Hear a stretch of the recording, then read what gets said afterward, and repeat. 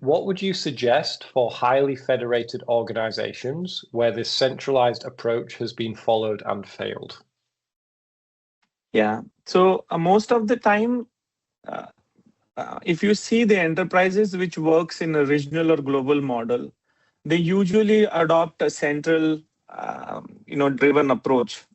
So my suggestion to them is that number one, you have to start small if you are looking at your own area or you're starting something which is not central, and then work with a sponsor from the central committee or your central sponsors who can actually sponsor that work for you as a POC or as a small initiative, which you can then showcase and then get the buy-in. Right? Because when it is a federated organization, the major problem is buy-in because everybody thinks everything has to go through central.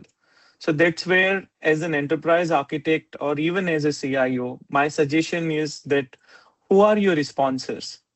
I'm not talking about stakeholders. There could be hundreds of stakeholders, but who are those 3 or 4 people who can sponsor your risk, who can sponsor your courage, who can sponsor your initiatives? And those are the people who should be the people you should reach out and be very clear and transparent about your ideas, that this is what we want to do, this is how it works, this is how other organizations are doing it.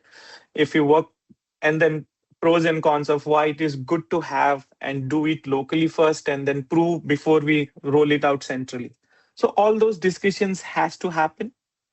And that's how we have done, like even the manufacturing company, like I said, 4 different geographies, run from Indonesia centrally, and so and so. So you always have this challenge.